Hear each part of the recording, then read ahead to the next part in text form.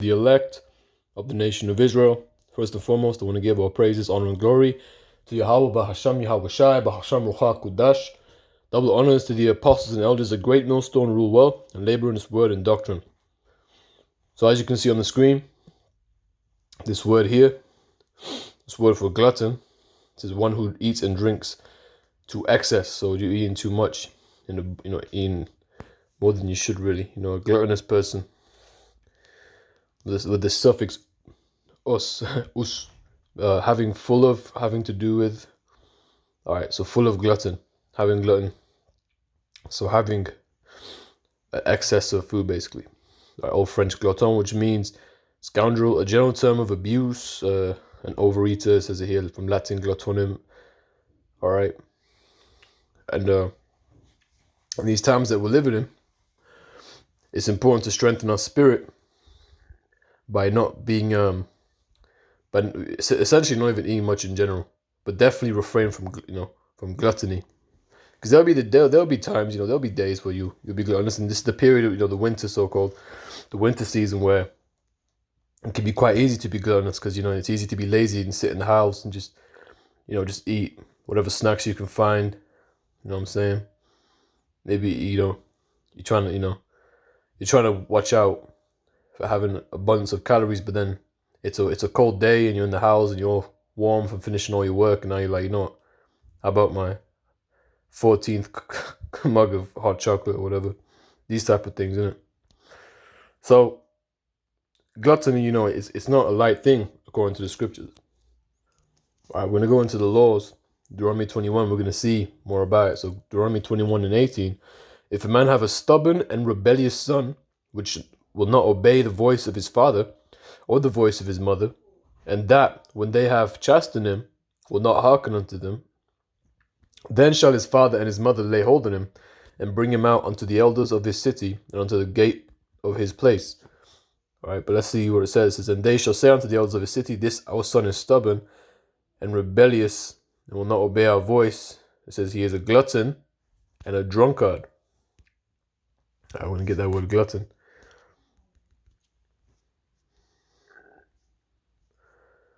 The word is zalal for glutton, and the word means to be worthless, be vile, be insignificant, be light. Okay? To be worthless, be insignificant, to make light of, squander, be lavish with, to shake, tremble, quake, to shake, quake. Interestingly enough, they ain't even just talking about food. Maybe it's not the best translation to say glutton, because glutton literally is referring to food. It does also get translated to riotous eaters. All right. Proverbs 23 and 20, be not among wine bibbers, among riotous eaters of flesh. Interesting enough. Again, keep in the company of such, because if you're around people that are just overeating and over drinking, over indulging in bullshit, you're gonna get tempted to do the same thing as well. And if you keep hanging around with them, it's gonna cleave onto you as well, into your lifestyle. Right? This is what the scripture says: be not deceived, evil communications corrupt good manners. So always consider the people around you, if they're even gonna amend their ways, and if they're not, at least reduce the amount of time you're with them greatly. But either way, if he's vile, he's gonna do that with food, really. But that ain't even the word to be specific. So anyway, as I say, learning on the job. Deuteronomy 21 and 21, and all the men of his city shall stone him with stones. So that's what would happen, that he die. So shall thou put evil away from among you, and all Yasharallah shall hear and fear. Okay, so it's not a light thing to be as it says for Zalal, it's not a light thing. It says to be worthless, be vile, be insignificant, be light. Okay, this is to make light of squander. I guess that's what it means to be light. And that word squander means, it says here, to spend recklessly or prodigiously of unknown origin. Use it in Merchant of Venice with a sense of to be scattered over a wide area. Interesting word. Spend thoughtlessly, throw away, spend extravagantly is what it says here. That's modern definitions, I believe. People use it.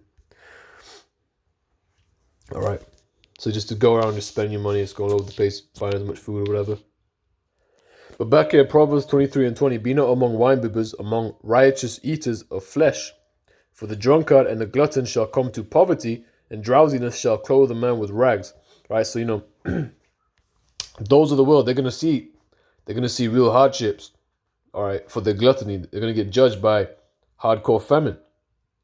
And it's gonna be even harder for them because they're so accustomed to just stuffing their fucking face with bullcrap that when there's no food around, they're gonna start whining. They're gonna be all moody. They're gonna they won't be able to focus. They won't be able to go through the day.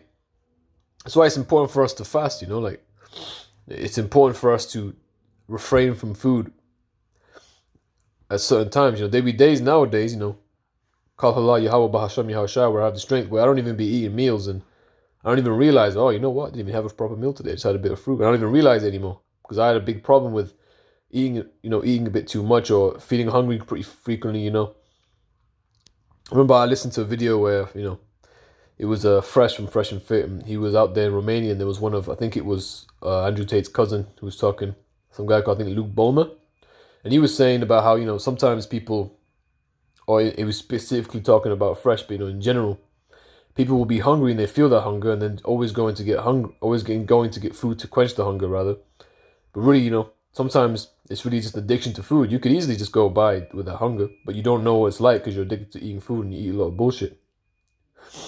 And that really got me thinking about a lot of things I do, because there'll be periods in my time where I can withstand hunger, and there's definitely times where I wake up and I don't just run to get breakfast straight away. Most of the time I don't really doing that really. But it's important to just always make sure that you're not getting caught up in this desire for food, because it's very easy to do that in this world. Especially up in Babylon, man. In between every fucking TV show, there's all these commercials for food. Just fast food crap, different places selling almost the same concept of thing as well. So you essentially want the same type of fast food thing. You'll just go wherever you can to get, fried chicken, French fries, milkshakes and shit like that. Whatever the fuck. But anyway, it says, for the drunkard and the glutton shall come to poverty, and drowsiness shall clothe a man with rags. So this word glutton here, excuse me, might be the same word. Let's see if it's the same word. It is the same word, zalal. Okay. From it's when I clicked on this word, because it says here, root word etymology, a primitive root, compare. This one's zalal. It's the same word. Actually, slaki. No, it's not. Sorry, it's not zawal. Sorry. To pour out, lavish, despise. Okay. Alright, so the scriptures do mention of this, and it also goes into a niggard. Alright, like this scripture says, riches, this is Sirach 40 and 3, sorry. Riches are not comely for a niggard, and what should an envious man do with money? So riches are not comely for a niggard. Let's get that word real quick. So this word niggard, mean or stingy person, it says here. Late 4th century niggard, also with a variant negon or nigon. It says word of uncertain origin. The suffix suggests French origin, right? Odd. But the root word is possibly from earlier nig, which means stingy. All right. So that word basically goes into stinginess. All right. So riches are not comely, essentially beautiful, for a niggard, for a stingy person. What should envious man do with money? Down to 10. Ooh, we should go up a bit. There's quite a lot of good stuff here. In fact, let's just keep reading. Let's read through verse 4. He that gathereth by defrauding his own soul gathereth for others, that shall spend his goods righteously. He that is evil to himself, to whom will he be good? Okay, because it's evil to be gluttonous, and when you eat overeating, what you're going to do, you're going to become relatively overweight and unhealthy. When you're overweight, you can't perform at your optimum. Just your general mood and your focus, your ability to concentrate for sake of things, even like problem solving, it does become hindered, right? Obviously, the more gluttonous you get, and obviously, whatever it may be that's evil to yourself, is obviously going to hinder you, because the wages of sin is death. Okay, it says, and if he doeth good, Oh, my fault. Verse 6. There is none worse than he that envieth himself, and this is the recompense of his wickedness. And if he doeth good, he doeth it unwillingly, and at the last he will declare his wickedness. The envious man hath a wicked eye. He turneth away his face, and despiseth men. A covetous man's eye is not satisfied with his portion, and the iniquity of the wicked drieth up his soul. And the scriptures go into nothing more wicked than a covetous man. That's in Sirach chapter 10. It says, a wicked eye envieth his bread, and he is a niggard at his table. Right. Or he's stingy at his own table. You know, some people, you know, they're very stingy, especially E, man. E is so stingy with food, man. I remember in high school when I used to be pretty cool. I used to share some food. And then one day I remember just asking for a little bit of something. And he literally looked at me all weird in his face, all like, nah, you know, I can't really do that. And I was like, what the fuck, man? You stingy fuckers, man. But it's all cool, man. Let's be real, because they're going to pay back more than just a sandwich or whatever, half a sandwich. So who, you know, he's going to wish he can go back in time and give me half a fucking sandwich, man. It's just Sirach, chapter 31, verse 23. Whoso is liberal of his meat, and meat means food, really. If you just go back into that, excuse me, if you go and look at the origin of the word, it doesn't necessarily mean animal flesh or whatever, it just means food. So whoso is liberal of his meat, men shall speak well of him. Right. You know, one who's actually willing to share, whatever, willing to give food to others. And the report of his good housekeeping will be delivered. But against him that is a niggard of his meat, the whole city shall murmur. Right. And the testimonies of his niggardness shall not be doubted of. Right.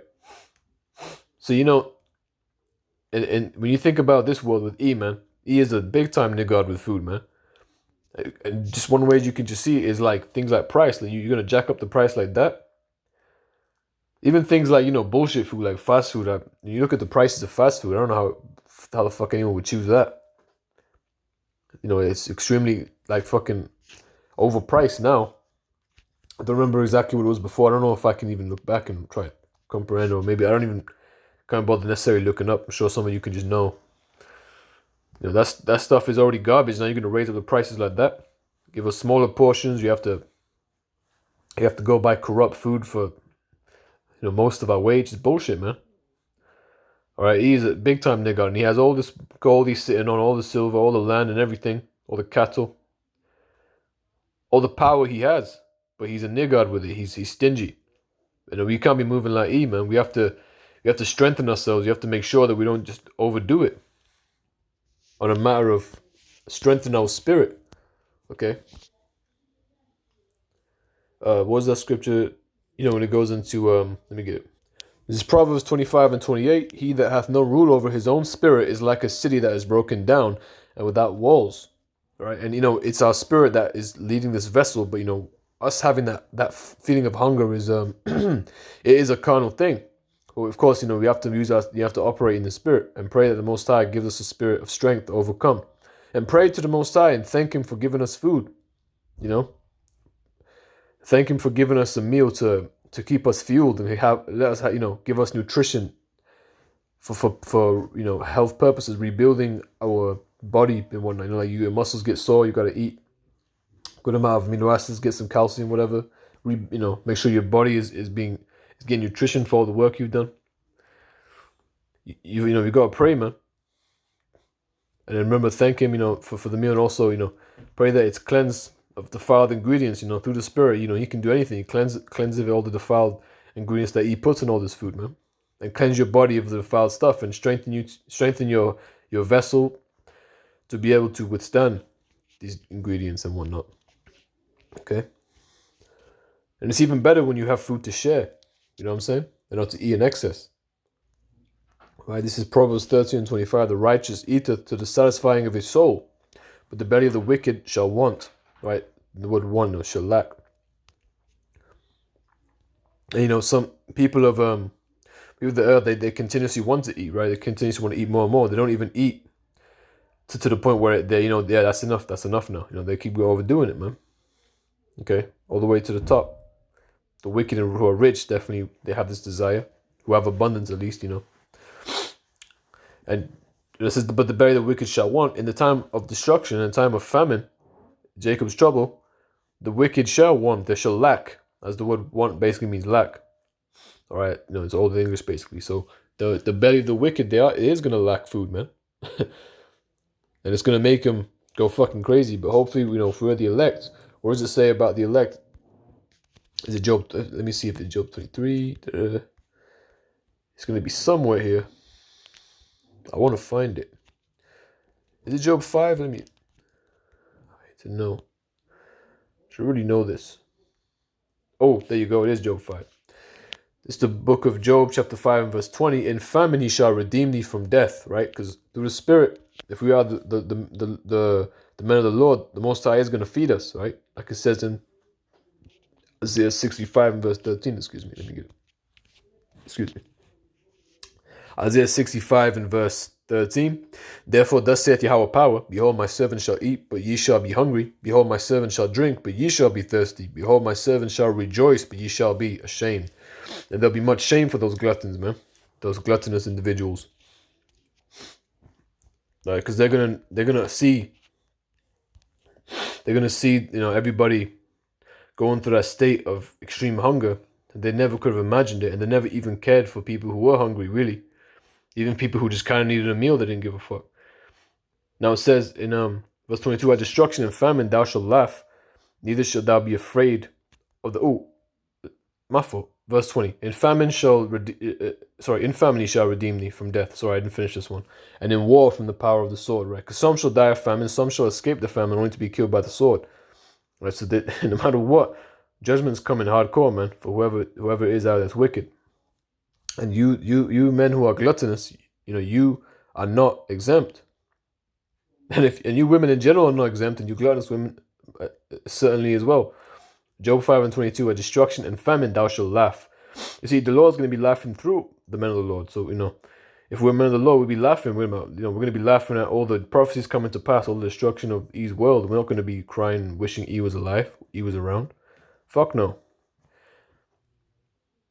So as it reads, at destruction and famine thou shalt laugh, neither shalt thou be afraid of the beasts of the earth. All right?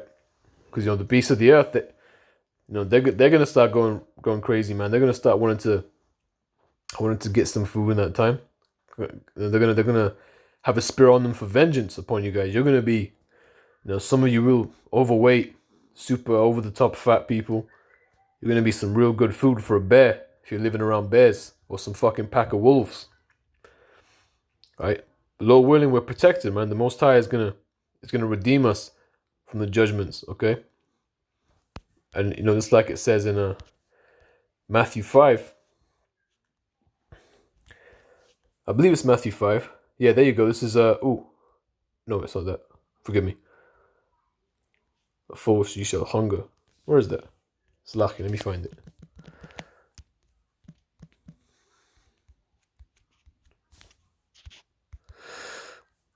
Right. Oh, wait. Am I tripping? Oh, no. This is Luke 6 and 21. Blessed are ye that hunger now, for ye shall be filled. Right. Blessed are ye that weep now, for ye shall laugh. So this, especially if we're fasting, it's definitely, we're going to feel a bit, a good amount of hunger. But the Most High is going to bless us for doing such. The Most High is not unrighteous to forget our works, That says, so blessed are ye that hunger now, for ye shall be filled. Blessed are ye that weep now, for ye shall laugh. There you go. We're going to laugh at the time of famine if we're men of the Lord. And it says in verse 25, woe unto you that are full, for ye shall hunger. Woe unto you that laugh now, for ye shall mourn and weep. Right, so contrary. So people who are full right now, they're going to be hungry. They're going to be hungry in that day. All the gluttonous people, they're going to get hardcore judgment. They're going to really understand, right, how the Most High really believes. How the Most High really thinks upon their ways. Okay? I'll end it off here. Adwan Ratazah, this video was edifying. Giving all praises, honor, and glory to Yahweh Bahasham Yahweh Shai Bahasham Rocha Kudash. Shalom.